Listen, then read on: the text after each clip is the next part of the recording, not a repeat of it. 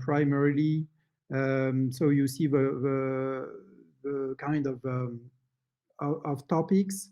So it's as you have seen from the general architecture of these programs,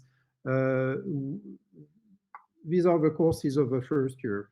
But you see already that we go from the more generic courses in the first semester to more specialized courses in the second semester. And in the second year, you would see even more advanced courses and specialized courses with a strong options system. So in the first semester, you see introductory courses and refreshers on many topics, and half of the courses that are already very much targeting security and that are actually giving the foundations, and that would be common to several majors. In the second semester, you start to have courses that are more advanced, of course. So that's the goal, what we have been able to achieve, and this is a point which is interesting from an architectural standpoint in this kind of program, is that we're able to cope with minors of different sizes and to still offer some flexibility for the students to choose one major plus one minor plus some options. So that's of course quite interesting. So this was for the master programs. And what about the doctoral track? And because as you remember, the doctoral level is also clearly a target for the CyberSchool. And here, the goal for us is to offer an added value track, a value adding track, let's say, to all doctoral candidates in the CyberSchool perimeter that have to do with cybersecurity, whatever the funding of their PhD thesis. It means we don't have to be the funder of their PhD thesis to support them. We offer a doctoral training track to all the doctoral candidates that have to do with cybersecurity on our territory. And that's, of course, very important. We have a potential of 80 to 90 doctoral candidates that are currently doing their PhD thesis in the domain. The doctoral track is currently being designed. It will be launched in 6 to 8 months from now. So the goal is to offer to the doctoral candidates a portfolio of an access to a portfolio of activities that are mentioned here on a high level on the right side. So they will have access to courses in cybersecurity, either to go deeper in some topics or to have a broader understanding and a broader perspective on cybersecurity. I mean, broader than their PhD thesis subject.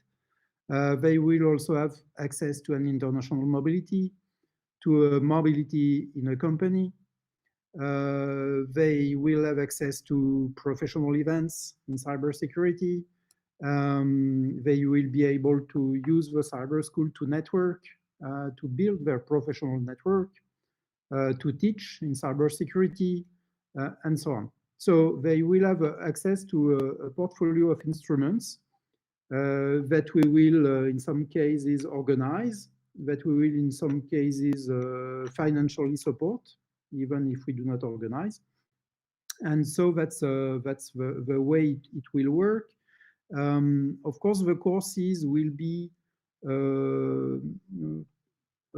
at least in part, courses that are from the master school, from the master programs of the CyberSchool.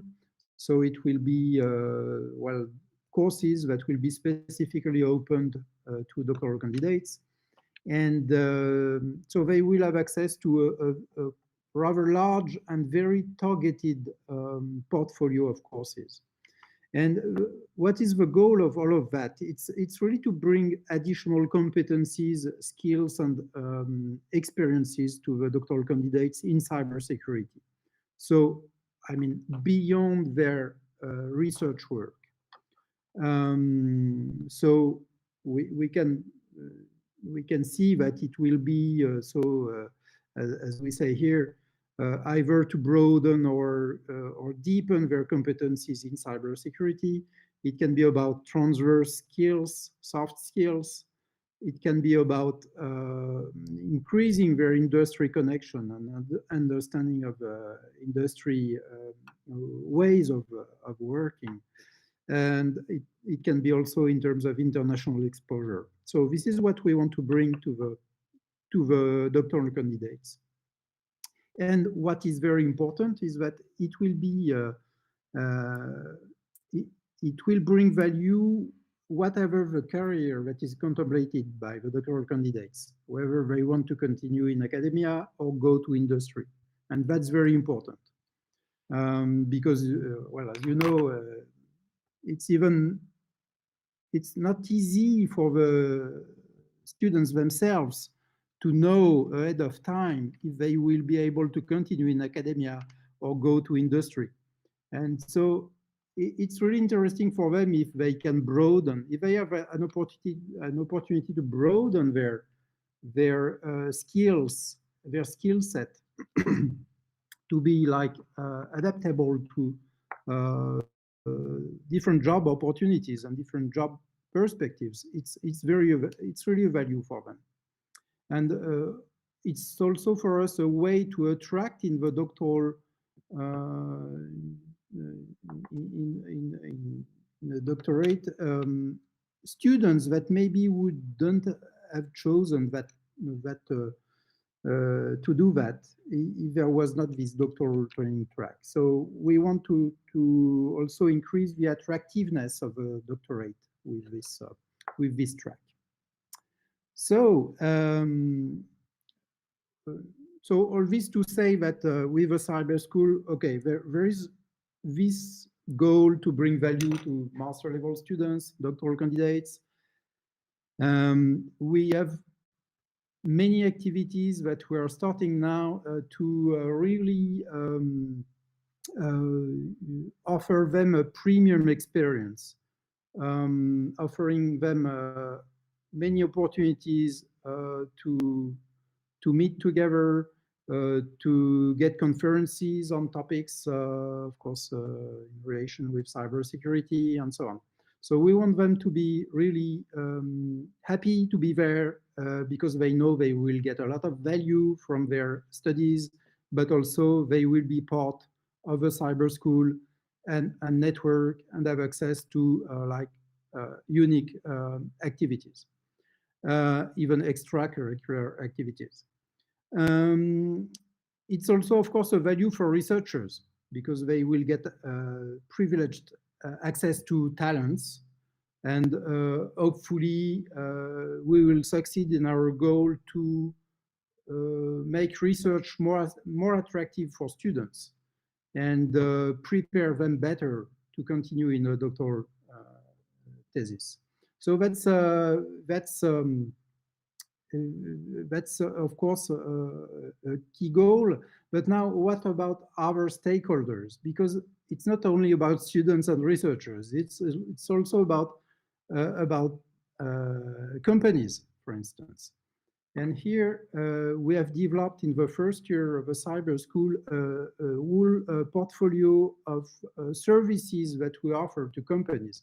As we said at the beginning of the presentation, companies are eager to recruit talents. They daily need talents in cybersecurity, and we offer them many ways to increase their contact surface with our students.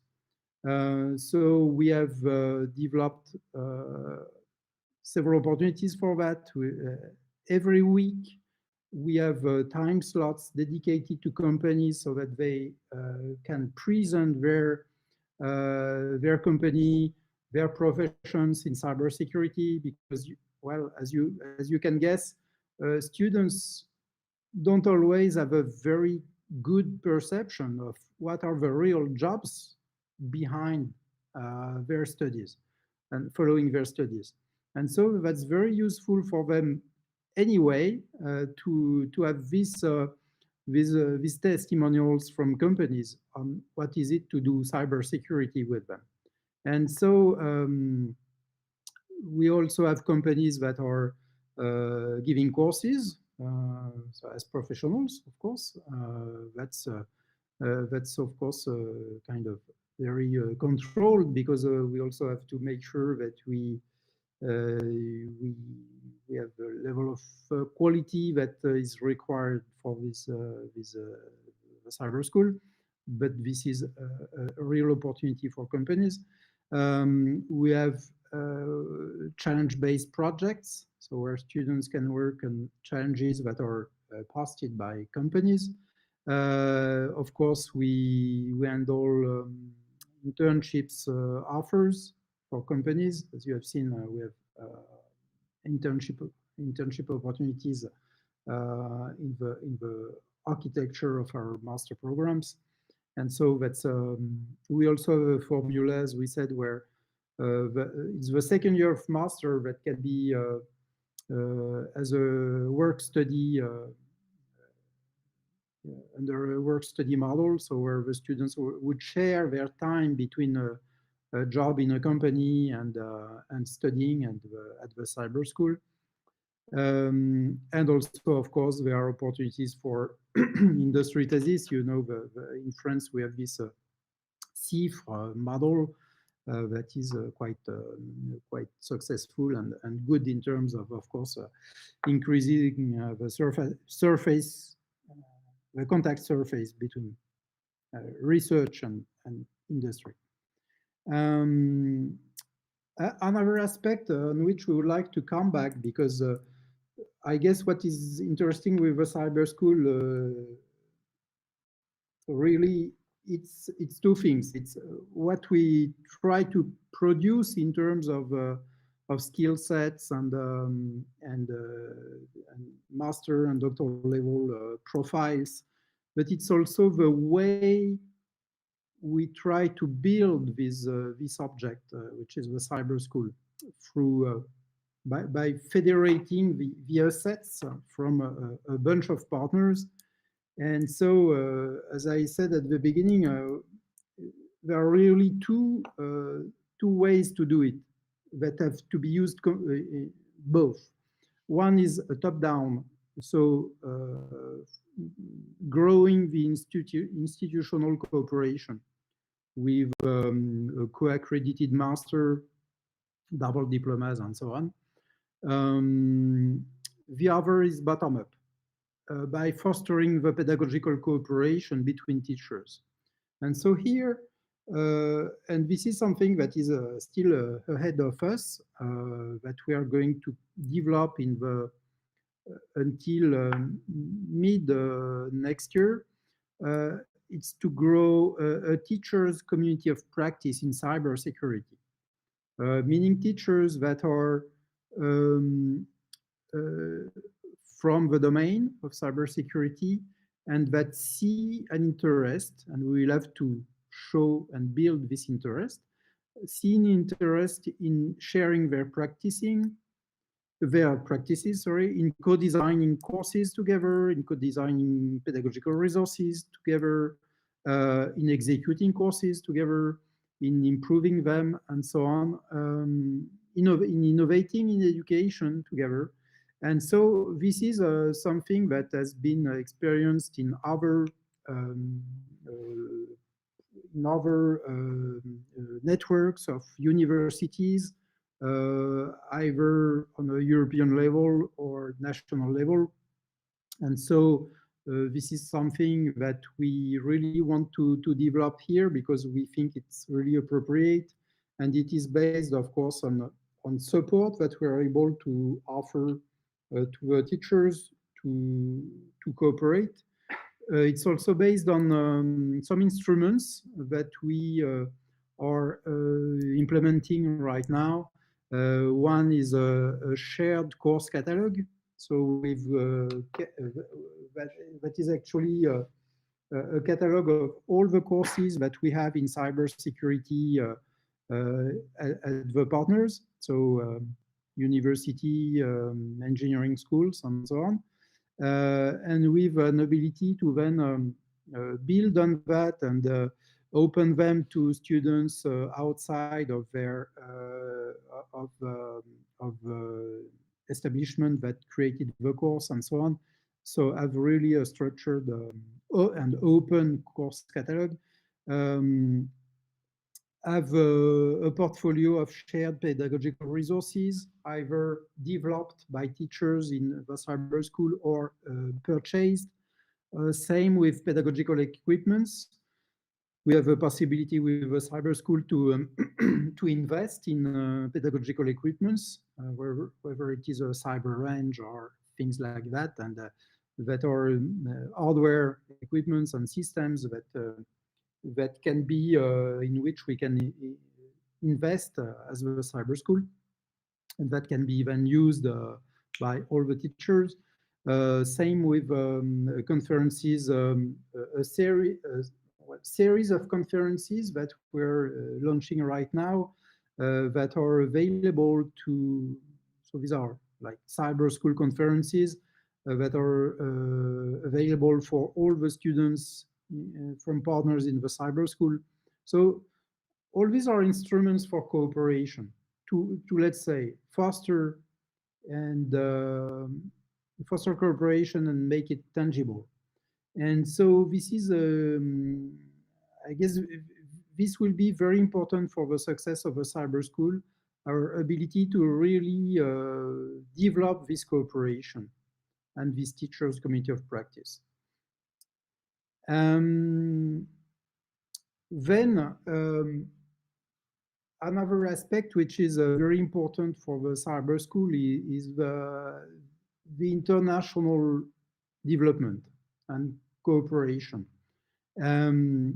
So this is with the goal, of course, to broaden even more the portfolio of available training path that will be available to our students. So to enrich our education offering, it's also to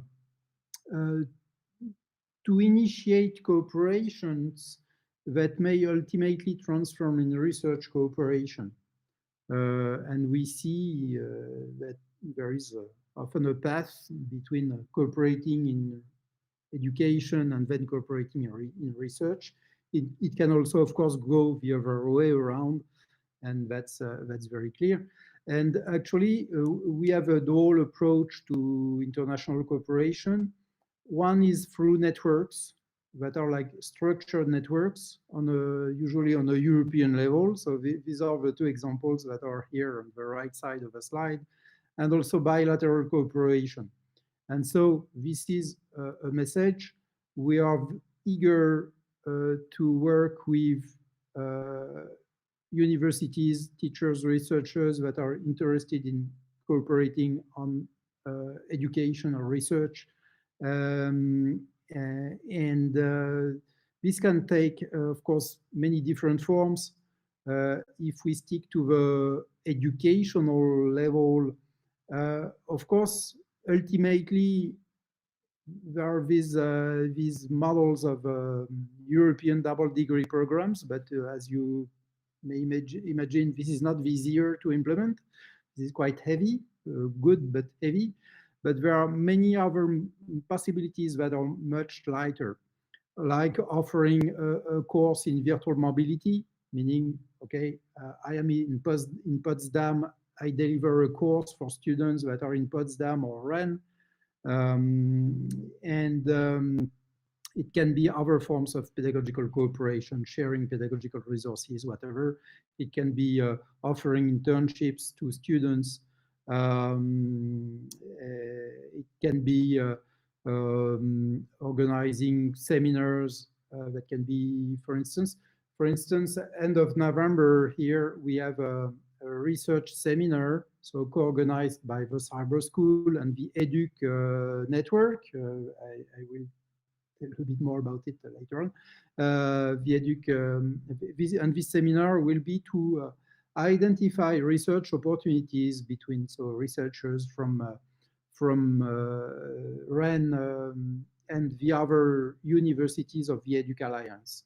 So this is the kind of things that there are many opportunities to foster this cooperation on an international level, and we are of course going to develop it further, and that's a strong goal.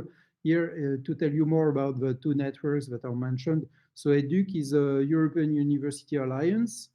So it's a cooperation alliance, cooperation in education and research, and that has been developed. So Rennes, the University of Rennes is involved in a European University Alliance, which is named EDUC. So with 6 partner universities right now, probably 2 more in a couple of months.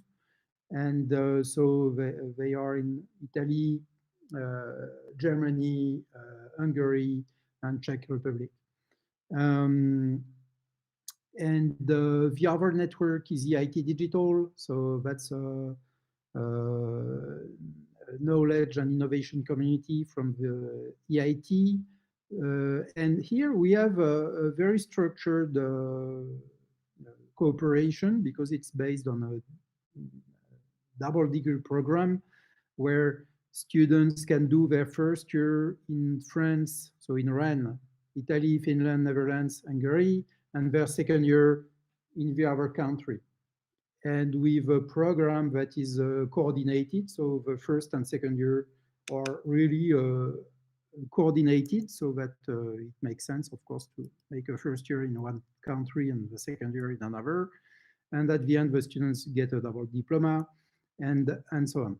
And what is interesting then is that, okay, in each university, there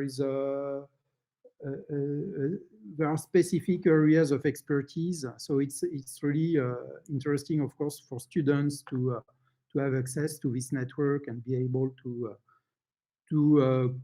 design their track to do according to their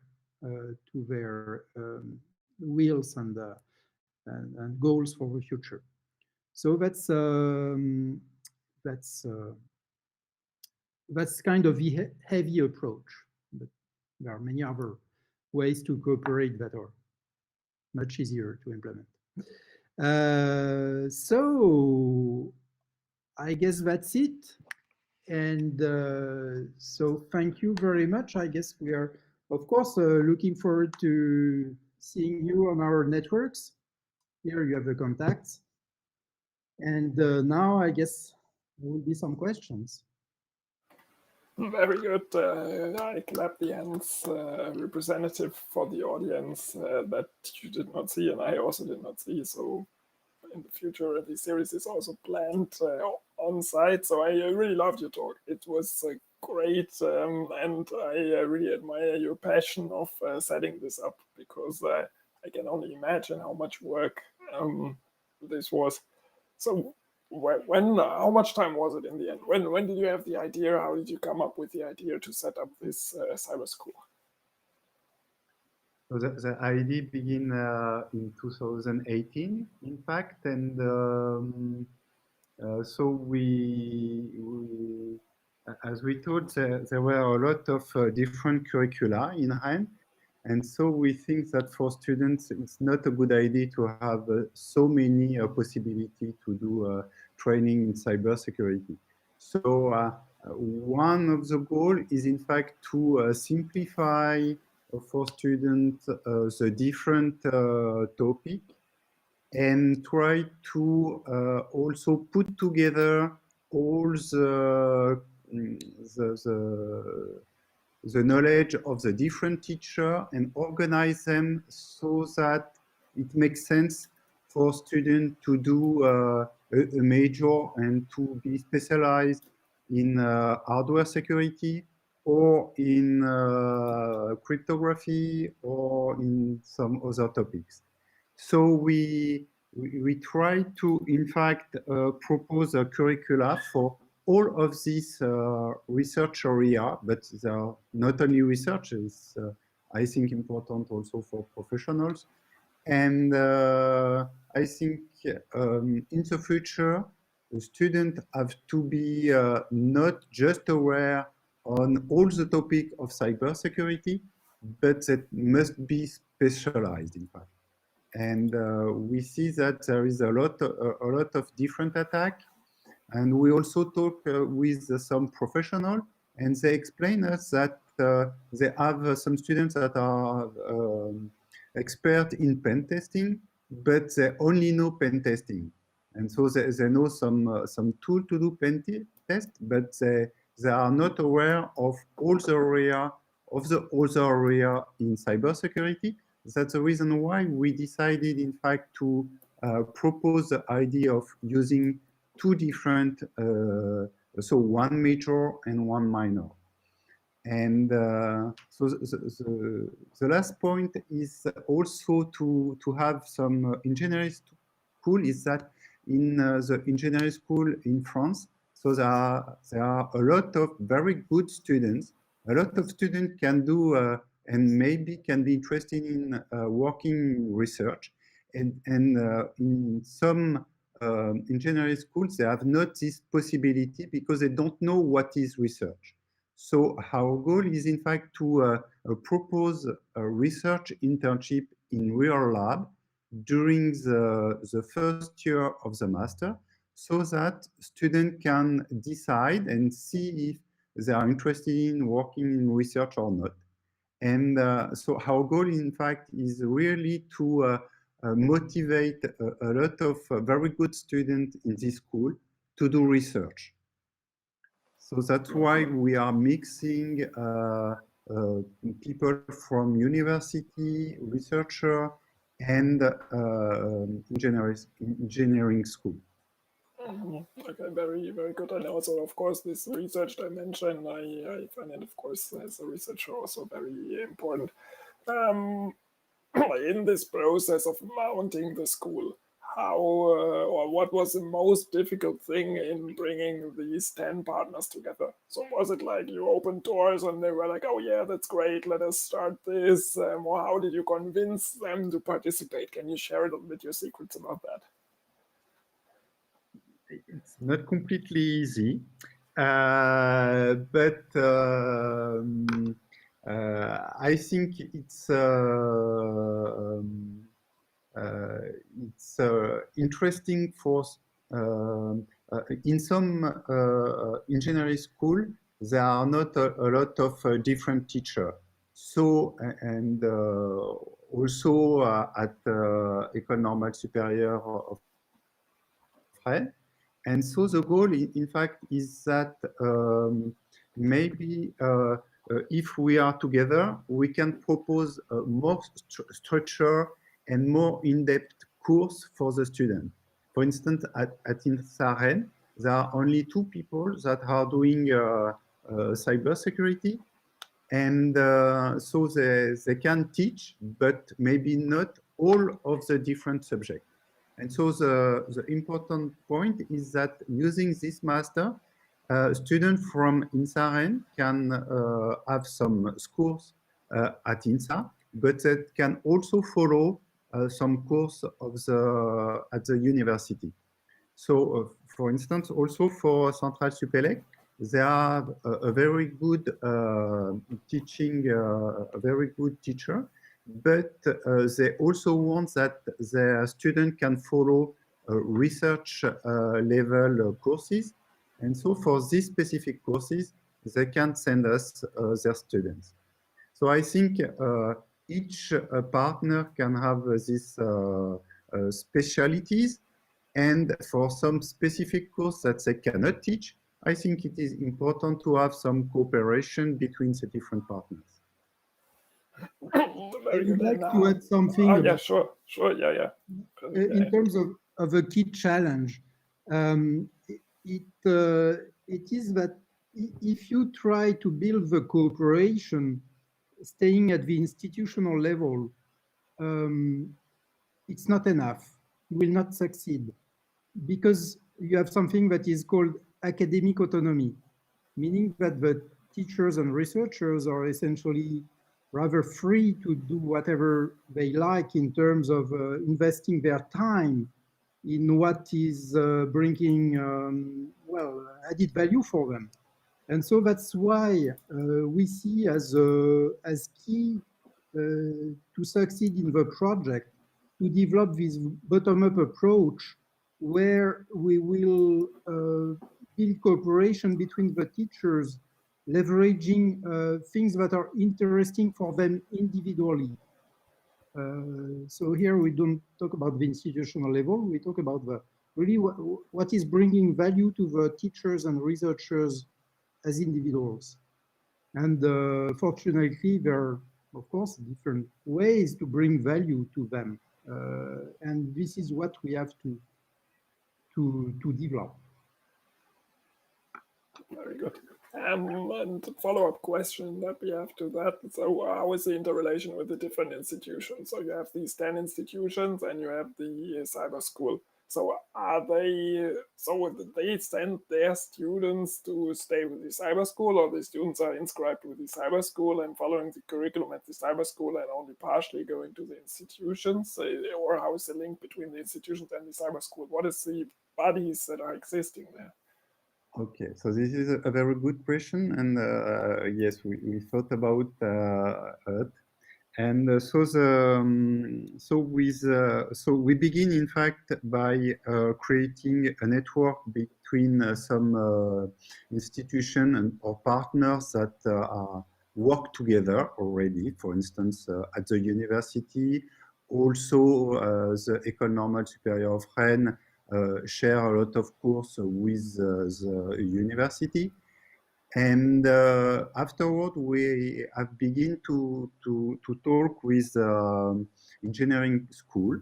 So for them, we see that they have some slots that are available during the week.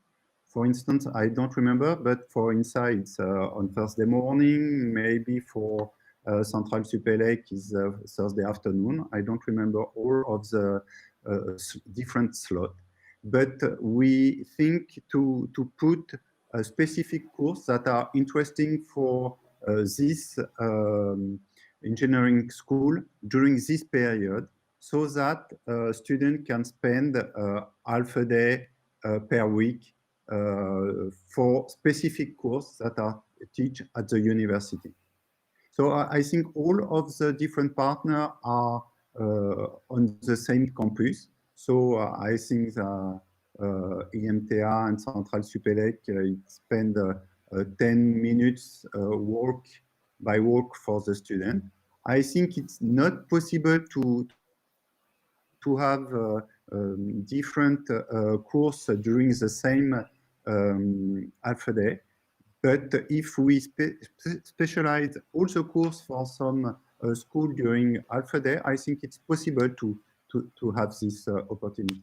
So the second question is about how the student follows the different kind of course, so that student will be in fact registered by their institution. For instance, a student from INSA or IMT will still be students from this engineering school, but they will in fact follow an extra program, and for this they will be rewarded with another diploma. So this is a very specific program. Maybe not all students from Centrale Supelec or the other will follow this specific program, but we really want to have many more students in order to present them what is research at a first-year master program. Okay, and as you said, it's like a double diploma, so they have a double degree at the end. Does that involve, or how much extra work does that involve? So if I'm inscribed with Renouard, for example, and now I say, okay, I want to follow this double degree, do I have shared courses where I can benefit from that? It was in my curriculum anyways. Is it something totally separate? Is there two theses at the end when I think about the master program, for instance, or how is that handled? Do you want to answer? Yeah, maybe I can answer. I can start. Actually, the idea is that, so if you take a student from an engineering school, he will still take some of the cybersecurity courses from his school. And then, let's say this will be the kernel from the cybersecurity track from his school. Then he will have some other courses probably coming from the university or another school to complement that. And that will replace other courses that are, let's say, that will be replaced in the same way that you do for Erasmus Mobility, for instance.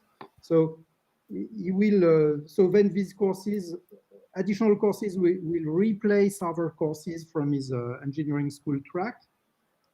So that's good for him because it will not be additional work for the student.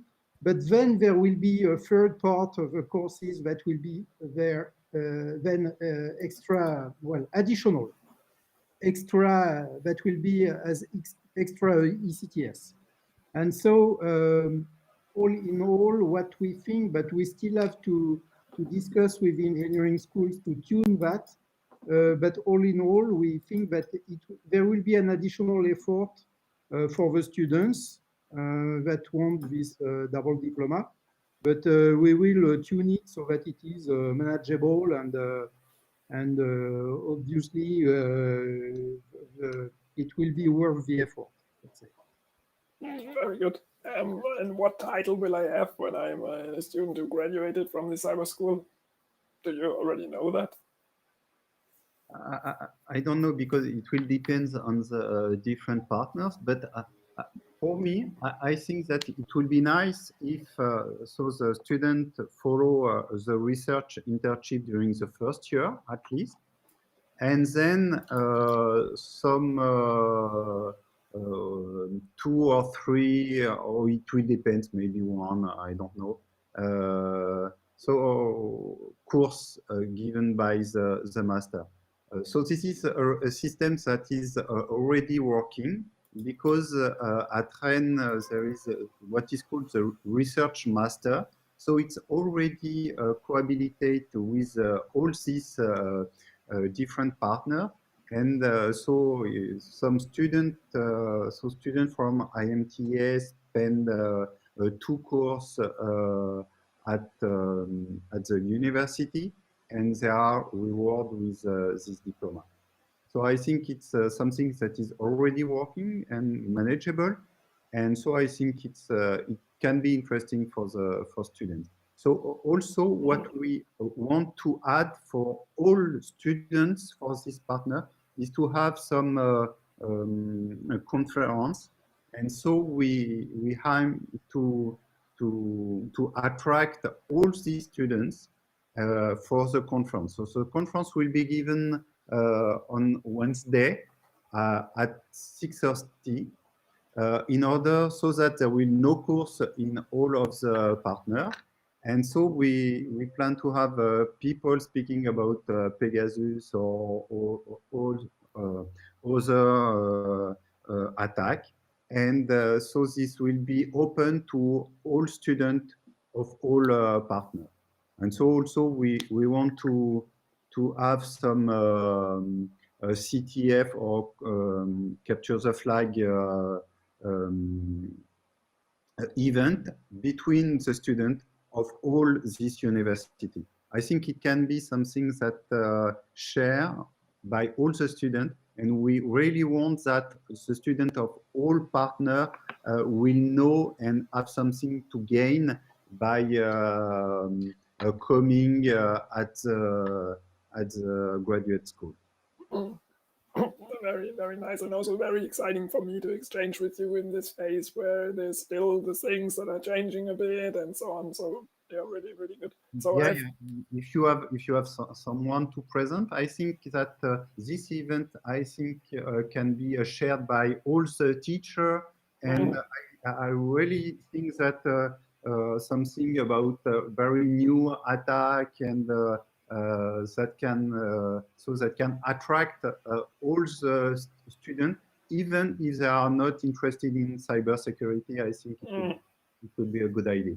Yeah, and I also like the concept because it's also raising the awareness of cybersecurity, which is very important. Like this series also has this goal.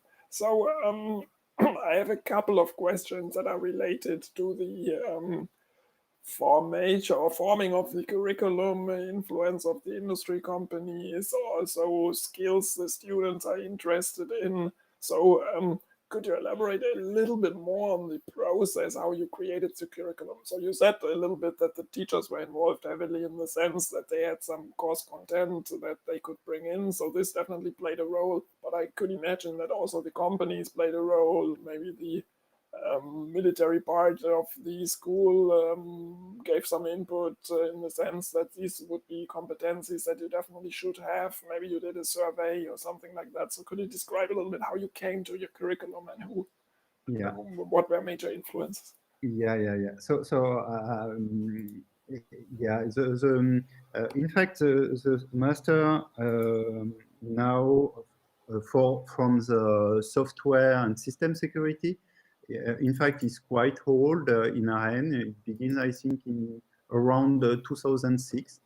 And so at that time, there are only one or two people in security. But as you told, the military DGA around Rennes, in fact, was very active, in fact, to develop such master.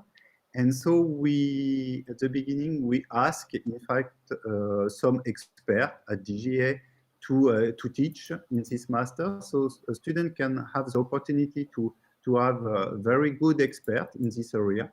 And so we decided to ask them to give some course, because at the beginning, the researcher at the university, there are not a lot of researcher, and so we do not cover all of this aspect.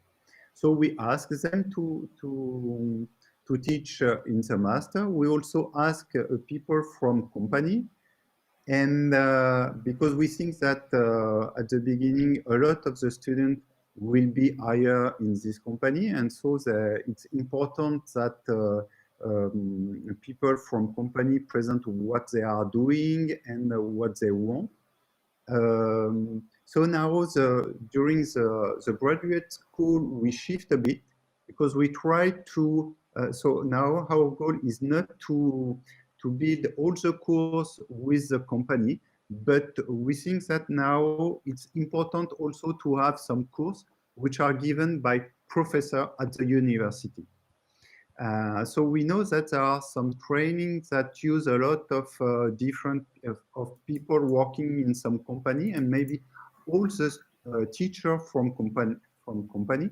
We think that it's maybe possible for some students, but it's not a good idea, because there are some redundancy between the different courses, and the program is not appropriate, and so there is also not so many relationship between the different courses.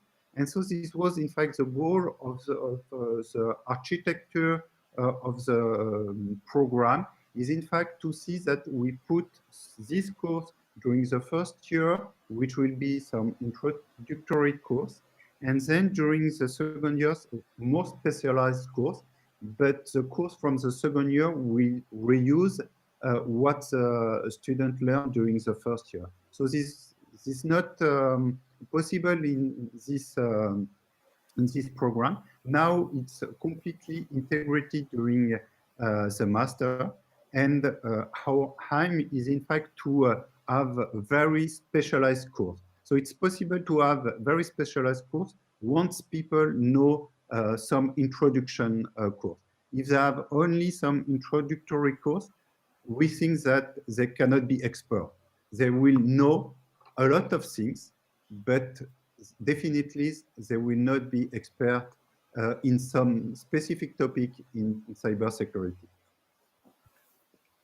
As you are, as you are experts, like from an industry perspective and also from the university perspective, long time, would you say that the topic of cybersecurity changed throughout the past 10 years? For instance, would you have, if you would have mounted the cyber school 10 years ago, would you have focused on different topics, or would you say that it's quite stable regarding the competencies, especially the basic competencies that people need? No. I think it's. I think it changed really a lot during these 10 years. I think. For instance, it's as Frédéric told, it's not easy for students to know what are the jobs in cybersecurity, and so there are pen testers. So maybe it's the idea of security that the students have, because they want to do cybersecurity, to hack some system, and pen testing is one of the topics where they can do such things. But in fact, it's really changed, and we discussed recently with some company, and they explain us that they have a pen tester, but they know only pen test in cybersecurity. And so after this working experience, they cannot know what they can do else, what they can do after this experiment. And sometimes they quit and leave completely the area of cybersecurity because they know only pen test. And they go to do some development in computer science. And so we think that we have to explain to students all of the different kind of jobs they can have after these studies. And also we also see a new subject that can be interesting for this kind of people. For instance, as I told, I think 10 years ago, so the development of IoT was very limited. So the hardware security in France, at least, was very specific to a smart card. And nowadays, we see a lot of IoT system, and a lot of them are developed very quickly with no awareness of security. And so there is a lot of attack that can be developed. And so we think that it's a good topic to have a very good students in this area. We also see that maybe machine learning and security is a very important topic. So we see that this topic developed, I think, less than 5 years ago. And so, as I told, cybersecurity, machine learning is is also can be used by cybersecurity, or cybersecurity can also be used by machine learning. So I think that there is a close relationship between these two. And so I think that in Rennes currently there are at least 5 and 10 PhD on this kind of subject between malware security and machine learning. And so machine learning is used in various topics in cybersecurity, and I think it's a good point. And the last topic is humanities and social science, where currently is not clear what kind of jobs it can do after, but we are currently working on defining a program for this kind of students. Is interdisciplinarity playing an important role in the cybersecurity according to what you created there? Yeah. So we try to have some interdisciplinarity by using the mechanism of using some major and some minor, so that student can have a good flavor. And also during the doctoral program, we also try to enlarge the knowledge of the PhD, because sometimes they are very specific from some for instance, some people that are working on formal security can work on static analysis, something which is very specific. And I think it's good that such people also have a broader knowledge on other aspects so that they can understand more and more research. So I really think that interdisciplinarity is a good point for cybersecurity. And we also see that in a very big conference, so that in the CCS, for instance, there are paper about politics or more general usability issue in cybersecurity. And so the topic is growing. And also I see some paper about some social analysis of what why users are using secure messaging system and why they are not using this system. What is the impact of the security for people? So I think it's really important to have such studies, because sometimes researchers think about very specific things, but they lose completely what is the goal. And sometimes it is interesting to realize why they are doing this and why they are not. Very good.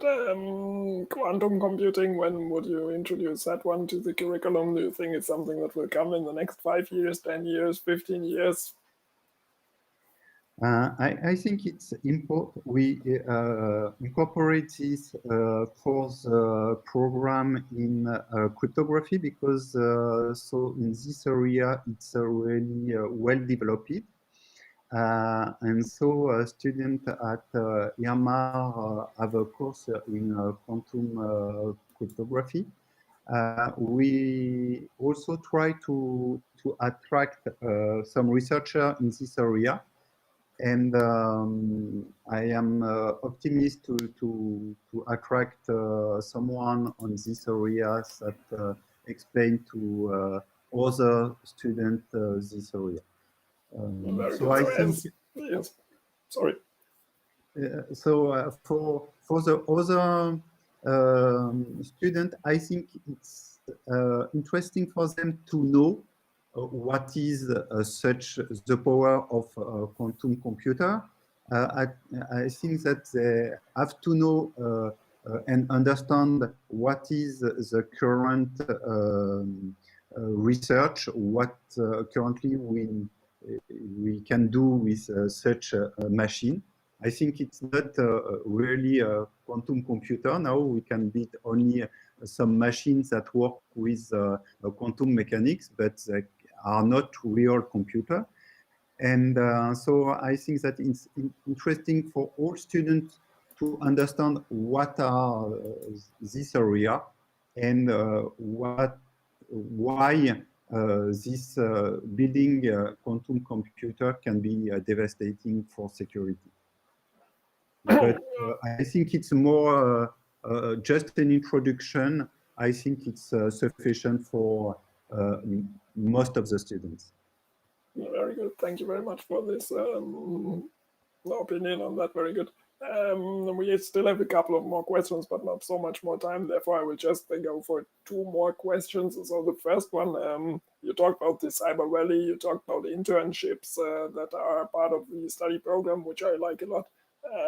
How do you support the students in finding these internships? Do you have a list of possible internships which they can choose? Do you say you have to find a company yourself and then later we will tell you if it's good or not? So how is the process there? So we have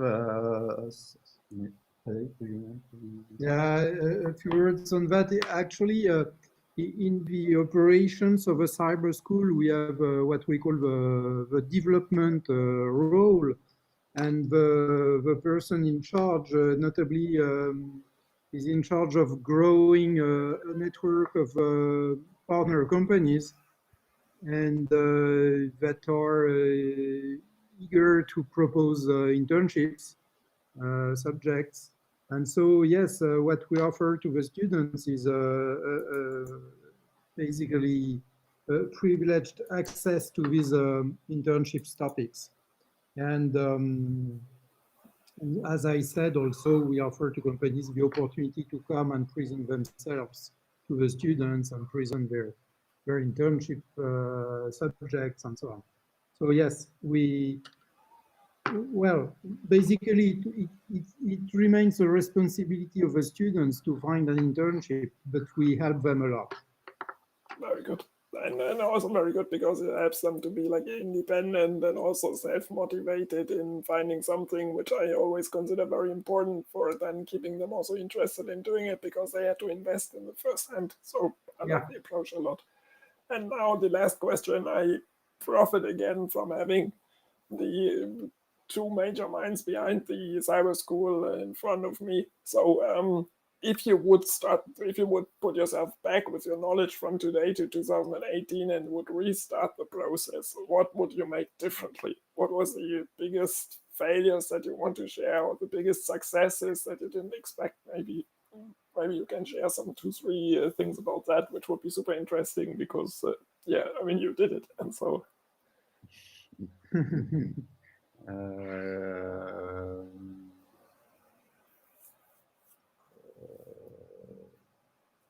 It was so many things. Maybe, sure. Yes, maybe we maybe more communication with all teacher, I think, but quite recently there are a lot of new teacher in cybersecurity that arrive in Rennes, and so it's quite difficult to integrate everyone in this project. I think something that will be nice is that if more teachers participate to the administration and organization of the project. Yeah, but it's as Frederic told, it's not easy to force a researcher or teacher to participate if they don't want. So we maybe have to explain us more what they can gain if they participate to the project. And for some researchers, they already have all what they want, and so they are not interested in participate. But I think it's important for the Rennes Valley and for all the company and all the university that some teacher in each partner are involved in the project. Very good. So yeah, time progressed. It's always flying. Yeah, you can add something if you want. Yeah. So, sorry. Thank you, Mark Oliver. And something I want to have for the student, for the teacher, is that I think we can propose. I think it would be nice if all the teacher can work together to propose some not a CTF, but some websites such as CryptoHack or CryptoPal or other RootMe website where we can share a lot of exercise for students or for people that are not in Rennes to see what they can learn if they follow our course. So I think that now it's important to have something for promoting and for aggregating all the teachers in some teaching program. Very good. And from the presentation, the people know now a little bit more about the great things behind and within the program. So I hope also that more people will join it, because cybersecurity, big issue. The 1.5 hours are more than over right now, so the time is always flying in the series. So thank you very much. What I loved especially about your talk is that it's this dimension of forming, educating students, which are then the next workforces that are doing something for cybersecurity. And as I always say, and there were also questions for that, but we just didn't have time. So for me, cybersecurity is something that everybody has to have at least some knowledge in, because without cybersecurity, with the digital transformation that we have and the systems and algorithms that are taking more and more bigger roles in our lives, without security, we are really lost. And therefore, thank you very much for all the efforts that you put in there in this super important program. And I really wish you that this will really grow, and you will have lots of students that will be coming, joining this and communicating about it as you did today, and tell the positive sides about it, the interaction with the companies and so on. So a really great thing. So thank you very much. Thank you very much. Thank you. Thank you. And the speaker series continues. So on the 27th of October, we'll have a presentation by Sebastian Labitzke and Jens Köhler from ITK Engineering in Germany, and they will be talking about cybersecurity risk analysis. So it's probably a more technical topic again. And as we were talking about trainings, organized, co-organized also by the German-French Academy for the Industry of the Future, and also the chair Cyber CNI and IMT and several other partners, we are running a winter school end of November, and you find more information on that at schoolfutureiot.org. So school.future-iot.org.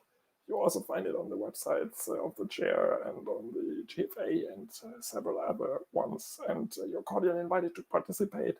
There will also have a lot of interesting talks, a hackathon, and the possibility to participate on site and online. So if you're interested, don't hesitate to inform yourself. Great. So thanks again. That was the 10th edition of Talk Cyber CNI. FR, and that brings me to saying you have a great evening, and share the info about the series, share the stream so that even more people can watch it, and join us again next month. CyberSchool, launching the first graduate cybersecurity school in France. The graduate school, CyberSchool, for the training in cybersecurity. Goal of this project is to double the number of trainees in cybersecurity. 10 partners in Rennes, IMT Atlantique, Centrale Supelec, INSA Rennes. We will present the ecosystem, how we create this project, what is the objective, how we deal with all the management of the school. Glad to have double the number of students at the university.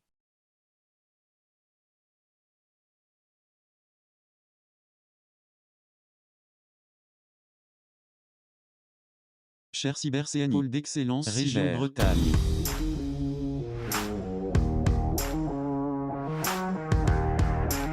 Au revoir et à la prochaine.